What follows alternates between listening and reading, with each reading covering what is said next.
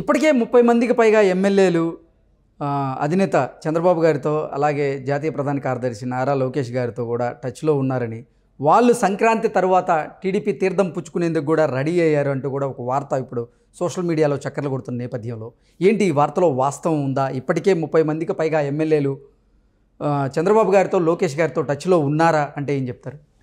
Already 30 అనేది చాలా తక్కువ అండి. 4 ఎమ్మెల్యేలు ఆల్రెడీ వచ్చేసారు. ఒక ఎంపీ 4 ఎమ్మెల్యేలు ఆల్రెడీ వదిలిపెట్టేసి వచ్చేసారు ఆల్రెడీ. గతంలోనే మీరు నెల్లూరు జిల్లాకు సంబంధించిన 3 ఎమ్మెల్యేలు తీసుకోండి, అమరావతి రాజధానికి సంబంధించిన దాన్ని తీసుకోండి. అలాగే కొంతమంది ఇన్ఛార్జీలు ఆల్రెడీ పార్టీకి రాజీనామా చేసి వచ్చేసారు. ఆళ్ళ రామకృష్ణారెడ్డి లాంటి వ్యక్తి కానివ్వండి, లేకపోతే విశాఖపట్నంలో ఆయన కానివ్వండి, బీసీ నాయకుడు కానివ్వండి, వీళ్ళందరూ ఆల్రెడీ రాజీనామా చేసి బయటకు వచ్చేసారు. సో నేను అనేది 30 మందా 40 మందా కాదు, అతని దగ్గర ఉన్న దాంట్లో 3వ వంతు బయటికి రావడానికి సిద్ధంగా ఉన్నారు. మేము గేట్లు తెరిస్తే అక్కడ ఇంకెవరూ ఉండరు, మేము గేట్లు ఒక పద్ధతి ప్రకారం చూడాలి కాబట్టే చూస్తున్నాం తప్ప, మేము కానీ వైట్ రాయల్గా కనుక గేట్లు తెరిస్తే 3వ వంతు నాయకులు వాళ్ళ పార్టీలో ఉన్న 2nd గ్రేడ్ 3rd గ్రేడ్ నాయకులు కూడా రావటానికి సిద్ధంగా ఉన్నారు. అందులో ఎటువంటి డౌట్ లేదు. చంద్రబాబు గారికి గేట్లు తెరవడానికి రెడీగా ఉన్నారా లేదంటే? ఇక్కడ ఏంటంటే లోకేష్ గారు, చంద్రబాబు నాయుడు గారా లోకేష్ గారా అనేది కాబట్టి, లోకేష్ గారు చాలా పకడ్బందీగా గ్రౌండ్ లెవెల్ కార్యకర్తలు ఎవరైతే ఇంత కష్టకాలంలో పార్టీకి అండగా నిలబడ్డారో వాళ్ళందరినీ కూడా మళ్ళీ రకరకాలుగా అకామిడేట్ చేసి ఒక కొత్త రక్తాన్ని అసెంబ్లీలోకి కానీ, కౌన్సిల్లోకి కానీ, ఎంపీలకు కానీ, నామినేటెడ్ పోస్టుల్లోకి కానీ గ్రౌండ్ లెవెల్ నుంచి ఇంకో 30 సంవత్సరాలకి సరిపడ నాయకత్వాన్ని తెలుగుదేశం పార్టీకి అందించాలని ఇద్దరు కూడా కలిసి దాన్ని కృషి చేస్తున్నారు. అందులో భాగంగా వస్తే గౌరవప్రదంగా ఎవరినైనా చూసుకుంటారు, అందులో డౌట్ ఏం లేదు. కానీ పార్టీ నాయకత్వానికి మాత్రం సముచిత స్థానం ఇస్తూ జాగ్రత్తగా వాళ్ళతో కోఆర్డినేట్ చేసుకుంటూ ముందుకెళ్ళగలిగే వాళ్ళకే గేట్లు తెరుస్తామని చెప్పారు.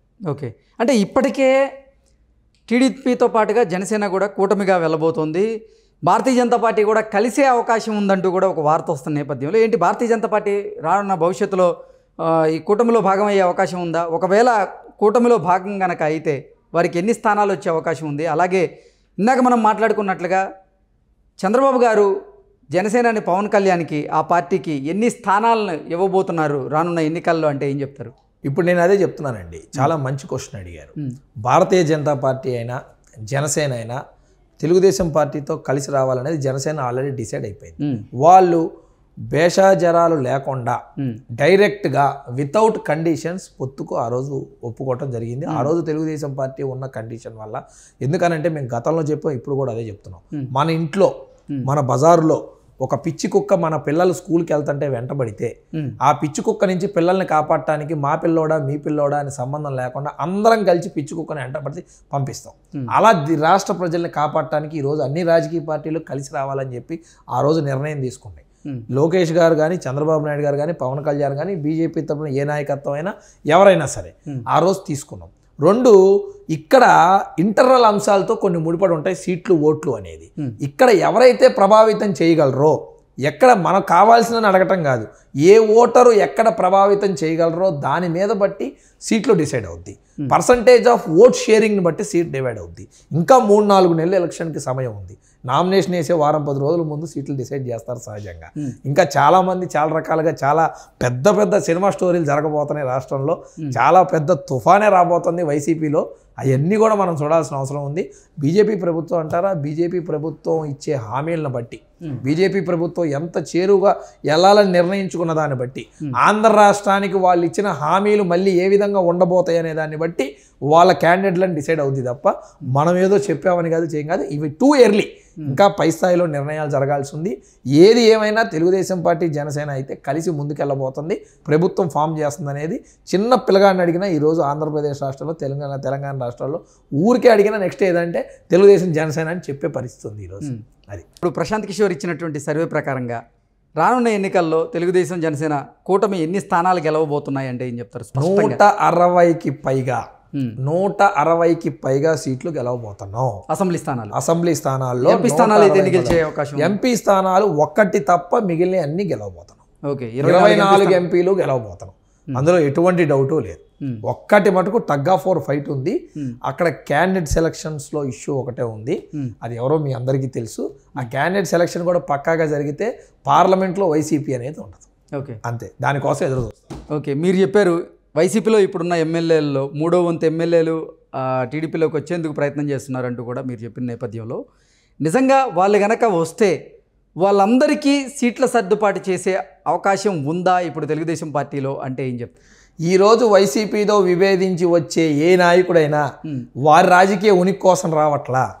ఏదైతే వారు బాధపడ్డారో, ఏదైతే వారు ఇబ్బంది పడ్డారో, ఏదైతే వైసీపీ ప్రభుత్వం జగన్మోహన్ రెడ్డి ఇంకో 4 రెడ్లు వీళ్ళ మీద పెట్టిన టార్చర్ ఏదైతే ఉందో దానికి ప్రత్యామ్నాయంగా పగ తీర్చుకోవడానికి వస్తున్నారు తప్ప వాళ్ళ సీట్ల కోసం, వాళ్ళ రాజకీయ ఉనికి కోసమో కాదు. కేవలం వైసీపీ పంతం నెగ్గించుకొని వైసీపీని అంతం చేయడానికి మాత్రమే ఆ నాయకులు మాకెళ్ళి చూస్తున్నారు. మేము కాదన్నా ఇంకొకెళ్ళి చూస్తారు, అందులో డౌట్ ఏం లేదు.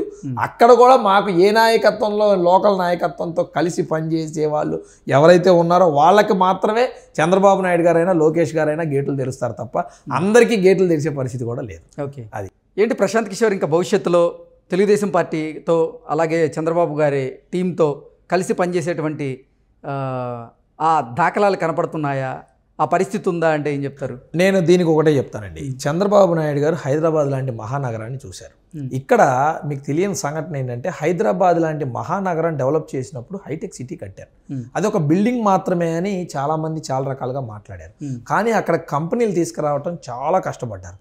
అన్ని కంపెనీలు తీసుకురావటప్పుడు ఇన్ఫ్రాస్ట్రక్చర్ డెవలప్ అవ్వాలి. గవర్నమెంట్ తరపున ఇన్ఫ్రాస్ట్రక్చర్ డెవలప్ చేసినా కూడా చంద్రబాబు నాయుడు గారికి ఈ డిగ్నిటీ ఆఫ్ లేబర్ విషయంలో కొంత స్కిల్డ్ లేబర్ దొరకటం ఇబ్బంది అయిపోయారు. పెద్ద పెద్ద బిల్డింగ్లు కట్టాలి, కార్పెంటర్ వర్క్ కావాలి, ప్లంబర్ వర్క్ కావాలి. ఒకేసారి ఇన్ని బిల్డింగ్లు కడుతున్నప్పుడు అలాంటి వ్యక్తులందరూ అన్ని వేల సంఖ్యలో దొరకటం అనేది కష్టంగా మారింది. ఆ రోజు కూడా స్కిల్ డెవలప్మెంట్ పెట్టి చంద్రబాబు నాయుడు గారు ఇలాంటి వాళ్ళందరినీ పిక్ చేసి స్పెషల్ ట్రైనింగ్లు ఇచ్చి ఆ రోజే, ఇప్పుడు కాదండి, ఆ రోజే వాళ్ళందరికీ ట్రైనింగ్ ఇచ్చి ఉపాధికి ఇచ్చాం. ప్రశాంత్ కిషోర్ విషయంలో కూడా ఒక రాజకీయ కోణంలో మేము చూడట్లా.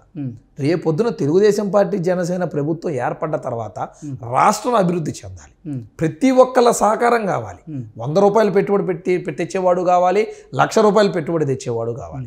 ఎవరి స్థాయిలో వాళ్ళు వర్క్ చేస్తే తప్ప ఈరోజు జగన్మోహన్ రెడ్డి నిర్ణయాల వల్ల వెనక్కి వెళ్ళిన ఆంధ్రప్రదేశ్ని మళ్ళీ మంచి నిర్ణయం తీసుకోవాలంటే ఒక ఆలోచన రాష్ట్రం భవిష్యత్తునే మార్చేస్తుంది. అంటే చంద్రబాబు నాయుడు గారిని ఇప్పటికే మీరు ఒక రాజకీయ చాణక్యుడిగా, అలాగే అసలు ఆయన్ని మించినటువంటి వ్యూహకర్త లేదు అని చెప్తున్న నేపథ్యంలో మీకు మళ్ళీ ఎన్నికల కోసం ఇంకొక వ్యూహకర్త అవసరమా? ప్రశాంత్ కిషోర్ లాంటి వ్యూహకర్త అవసరమా అంటే ఏం చెప్తారు? మీరు అడిగిన ప్రశ్న చాలామంది ఇప్పటికి కూడా ప్రజలు కూడా కొంతమంది వైసీపీ వాళ్ళు కూడా ట్రాల్ చేస్తున్నారు. చంద్రబాబు నాయుడు గారు ఇది కదా, చంద్రబాబు నాయుడు గారికి జనసేన ఎందుకు, చంద్రబాబు నాయుడు గారికి బీజేపీ సపోర్ట్ ఎందుకు, లేకపోతే ప్రశాంత్ కిషోర్ ఎందుకని మీరు ఇంకా పవన్ కళ్యాణ్ గురించి అడగల, అది కూడా కలిపి అడుగుతున్నారు. వారందరికీ కూడా మీ ఛానల్ ద్వారా నేను ఒకటే చెప్పదలుచుకున్నా, ఎంత గెలుస్తామనేది కాదు, ఎంత గట్టిగా ప్రతిపక్షాన్ని అధికార పక్షంలో ఉన్న అతను కొడతాం అనేది ఇంపార్టెంట్. అతన్ని ఓడించడానికి అవసరమైన ఏ ఆయుధాన్ని వదలటానికి ఈరోజు మేము సిద్ధంగా లేము. అతనికి మేము గెలవటం కోసమే కాదు, అత్యధిక సీట్లు గెలవాలంటే కలిసి ముందుకెళ్ళాలి. ఆ అత్యధిక సీట్లు గెలవాలంటే ప్రతి ఒక్కళ్ళ సహాయ సహకారాలు తీసుకోవాలి. దానికోసం ఆంధ్రప్రదేశ్ రాష్ట్రాన్ని మళ్ళీ ఏదైతే ఆంధ్రప్రదేశ్ రాష్ట్రాన్ని ఇండియా మ్యాప్లో ఒక వెలుగులో నింపాలి అంటే ప్రతి ఒక్కళ్ళ సహకారం తీసుకోవాల్సిందే. ఒక గెలుపు కోసం గవర్నమెంట్ ఫామ్ చేయడం కోసం అయితే అక్కర్లేదు. ఏదైతే ఈరోజు జగన్మోహన్ రెడ్డి నిర్ణయాల వల్ల రాష్ట్రం పాడైందో అతన్ని బలంగా కొట్టాలి అని అంటే ఖచ్చితంగా అందరం కలిసి ముందుకెళ్లాల్సిందే. దానికి మాత్రమే మేము అందరి సహకారం తీసుకుంటున్నాం, అందరం కలిసి వెళ్దామని చెప్తున్నాం తప్ప అది కేవలం మేము గెలవలేమని కాదు, మాకు వ్యూహాలు సరిపోవని కాదు. అందరం సమిష్టిగా ఆ సమిష్టి కోసం ముందుకెళ్తున్నాను తప్ప వేరేది ఒకటి కాదని మీ ఛానల్ ద్వారా ప్రేక్షకులకు తెలియజేస్తున్నాం.